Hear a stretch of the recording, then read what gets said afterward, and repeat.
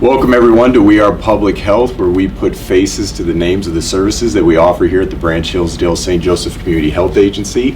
And today we have a special episode as we are going to be talking about food truck licensure and food truck services. And I have the myth, the legend, the person, Mr. Joe Frazier, who's probably a very familiar face with many of you watching. But I'm going to actually pitch it over to Joe to allow Joe to kind of give us a little bit of your background here at the health department, how long you've been here, whatever roles that you've served in. But thank you for doing this episode with us. Thanks for having me. This is exciting. I'm glad to be able to do it. I started with the agency in 2004, June of 2004. Wasn't that long ago? Yeah, it was a long time ago. Steve Todd hired me, and so I started out as a food sanitarian here in Branch County. I worked under Karen Griffith. She taught me, and so when I first started, Becky, our health officer, was a sanitarian. There you go. So she was a co-worker that way to start out. So I cut my teeth that way and learned under some really talented sanitarians that we've had here in the agency. And so I did that until, 2015 or 16 when I got promoted to the coordinator. So Karen was a coordinator, and then it was Rob Becky was one, Karen, Rob, and then Paul, and then me. So that's kind of how I've started with the agency, but I've been, like I said, very blessed to be able to work with some really great people, work with people at the state of Michigan, and I've seen the food code go from not infancy, but new to where we're the state of Michigan is one of the premier states in the country where people look to us for food safety. So that's been pretty exciting. But that's kind of my story here at the agency. Well, I think once again it kind of speaks volumes of the work that you do, which I can speak as an employee that's only been here for 5 years, and you've definitely left your mark here. Joe does a lot here. He's a wealth of knowledge. You do amazing, especially with new staff that comes in. So it's been a pleasure for me to work with you for the last 5 years. So now, with going back to the topic of food truck establishments and things like that, in my opinion, I feel like I've seen more food trucks pop up in our Tri-County area in the past few years. If I'm correct in that assumption, what would you attribute that growth to? Man, there's a lot of things. It's not often that you hear people say good things about COVID, but one of the things that COVID kind of prompted was people needed a job and they needed to get out, and one way to do that safely during that time frame was a food truck. There you go. And so they set those up. I attribute it also to all the cable shows, where the food truck wars and stuff, where you get on, you're watching television, you're watching these people do stuff, and you're just like, wow, I've got this great recipe, I could do that, and so people have been kind of pursuing that. And the other part of it is you've got people that are just like, I want to be my own boss. Exactly. So I guess there's a myriad of things that have played into it, but it's grown exponentially, and we're seeing communities.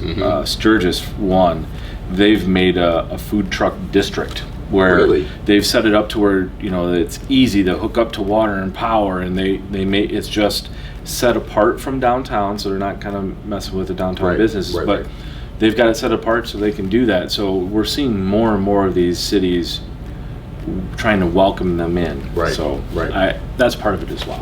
Yeah, I mean, I know for me, like growing up, if I thought of a food truck, I'd always think probably more of a populous area, maybe like an urban area or a city. Chicago, Detroit, Chicago dogs or something. Exactly, yeah. So I mean, it's been cool to see, like you said, it's kind of a cultural thing too. You're starting to see, individuals come up with their own business, the entrepreneurial, mindset and all that. But one of the things that I did look up and find, though, too, like you mentioned, was like COVID kind of brought about that. So once again, you see an obstacle that COVID put in front of us. However, there's some opportunity in that as well from a business standpoint for people. So that's pretty neat. Awesome. So the focus of this episode, and we'll kind of get to the nuts and bolts of things, is, let's say an individual is watching this. You talked about, the food show. I love watching cooking shows and all that stuff, and I would lie if I said that there wasn't a part of me that was like, I wonder if I could do that, because I got some recipes I could do.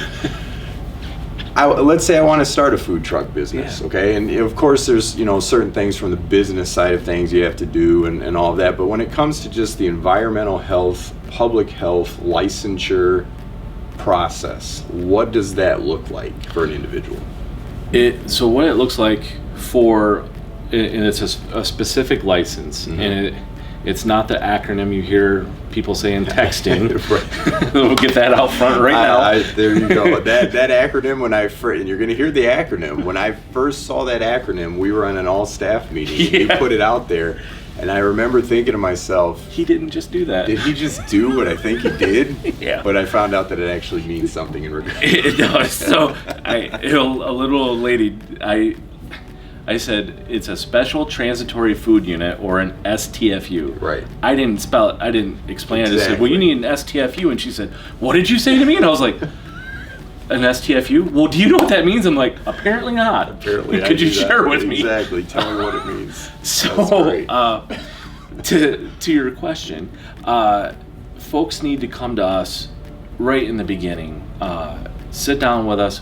Our staff, I have a great staff. I want to say up front. I have all ladies, and they are rock stars. Every last staff. one of them, and they have a great knowledge base.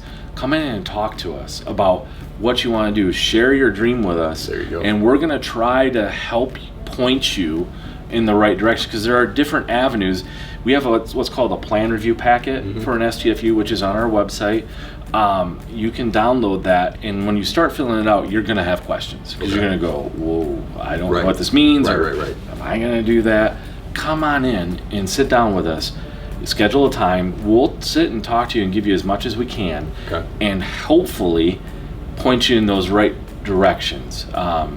It's the folks that where the struggle comes in is they just do it, and then we're like the last person that they talk to. Like, oh, I got the truck now, or I got my push cart, I got my menu, I'm ready to go, I want to get licensed tomorrow. And we're like, it takes a little bit longer than that. The law allows me 30 days to review it. It can take that long depending on where we are in the season. If you come to me in January, February, no. I'll have that pretty quick for you. There you go. Come to me in July. It's going to take. It's going to be August. Right. And the more problems we have, the clock restarts. So that month can get bumped out to 2. Oh, okay. It's best to come to us first. Let us try to help you as much as we can, and then you can come back to us as much as you need. Our whole goal is we're here to serve the public. And one way we can serve you is by educating you and training you up, so that way when you turn it in, it's a quick process.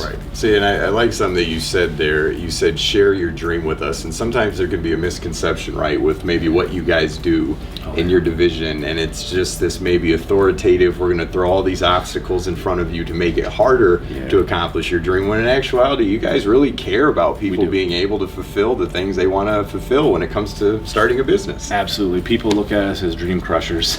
That's not and true. That's not what we want to do. There are times, we can't say yes to everything. Exactly.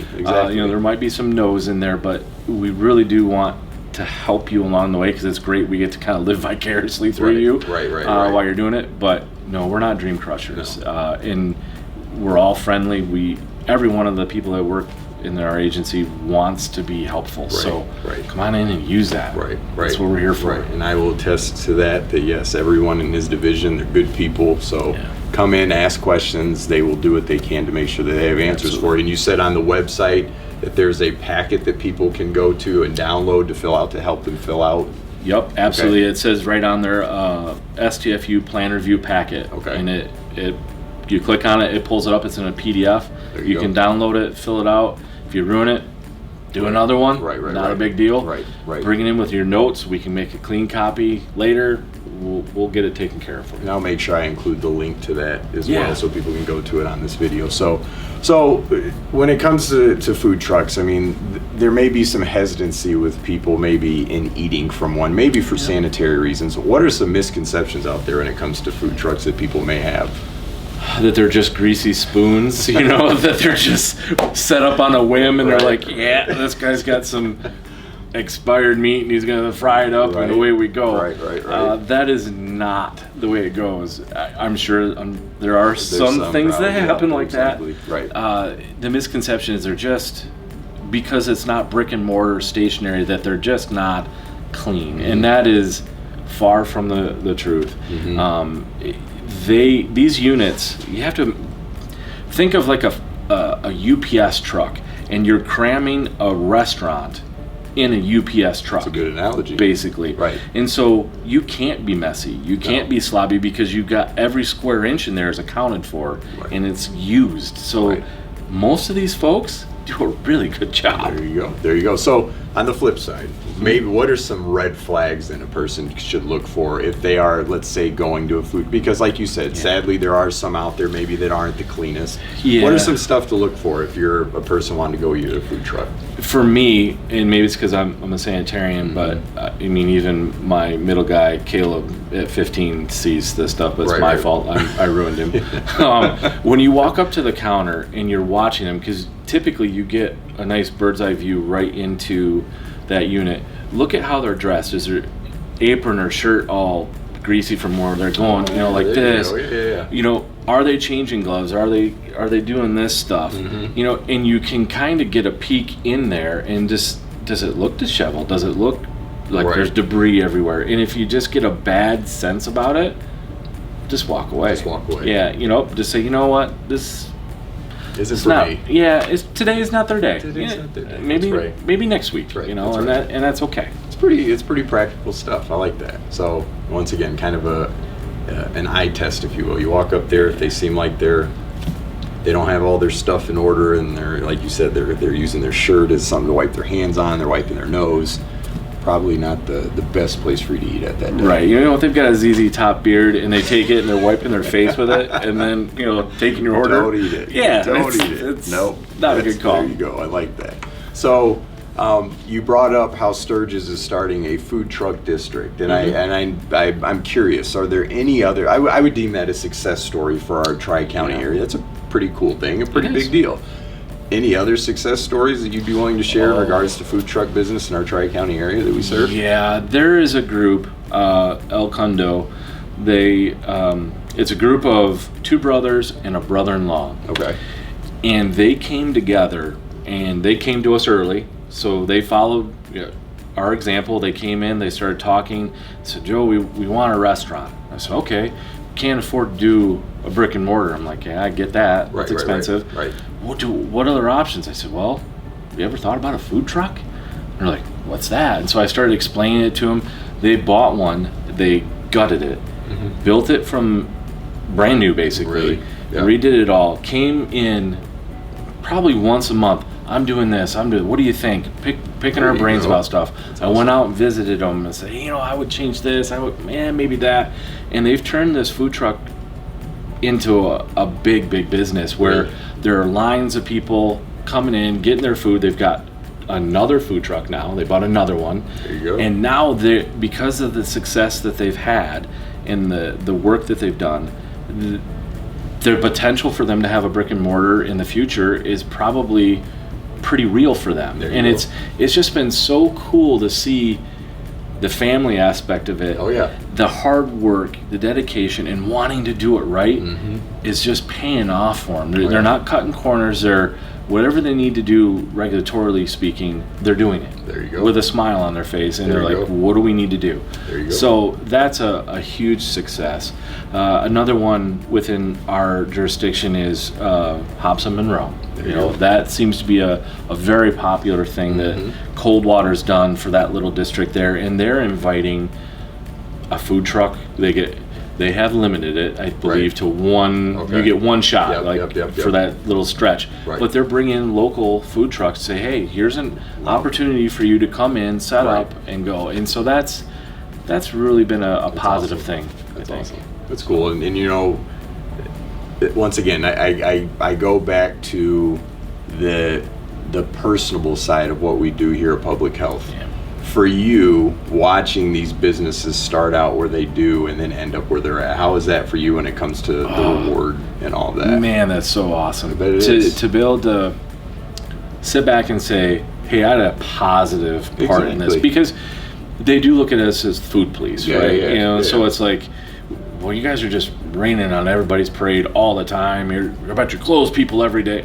No, that's not what we're about. Right. We're about public health and working with people. Exactly. And so when you see that work the way public health should be, and the fruits that it bears, you're just like, see, the system works. Exactly. If we can just get more people to understand that, and that's why I try to sing those guys' praises, just because it proves that if you have a dream and you want to work hard for it, and you work with the regulatory authority, it can happen. Right. And who knows, the sky's the limit. Exactly. And once again, the purpose of what you're doing in your role is to keep their dream alive by them operating within the confines of what they should. So not just getting shut down for just whatever, but also, you know, word gets around too. If someone's eating somewhere and let's say you aren't the cleanest and someone gets sick, I mean, that's going to crush your dreams as well when it comes to far quicker than I can. Exactly.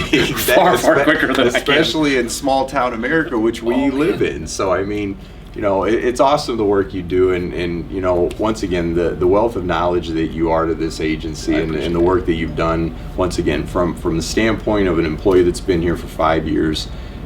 You're leaving your mark, Joe. Well, I appreciate that. It's awesome the things that you do, and it's great to see you play a role in these people fulfilling their dreams when it comes to food truck business. So It's fun. I bet it is. So, as is tradition now with these We Are Public Health interviews, at the end I always close out with a goofy question. And, I've been waiting for this. Well, and you know, I like you because you're a goofy guy. I am. So, you know, I can ask these questions to people, and some people get a little thrown off, and I'm like, that's not going to happen to Joe. Joe's going to probably give me a great answer, and so I had to make sure I came with a real goofy, Okay. you know, off-the-cuff question. Are you ready? I'm ready. So, if you could swap your legs with any other animal out there, what animal would you swap legs with, and why? And take your time. My legs.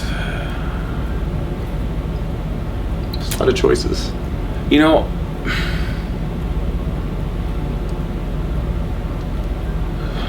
I was originally thinking an otter, because, you know, you could like lay on your belly and eat meals and stuff, because I like food. That's true. There you go. Yeah. I like bears. Bears, Bears okay. are strong. They can do all kinds of like really strong things, but move rocks and stuff. But then they can take a little clam or a mussel, and they can delicately pop that open. That's right. And then eat. So since I'm very food driven, you know, and they can pick berries. So I think I would go with bear legs. Bear legs. Grizzly bear legs. And I like how you gave the reason why as well. You're able to expound on it. Grizzly bear legs. A lot of people are going to be looking at you. So I can look more buff when I go to the beach and stuff. There you go. I like it. Joe. Thanks, man. Brother. I Appreciate it. Thank you guys for listening. Have a good day.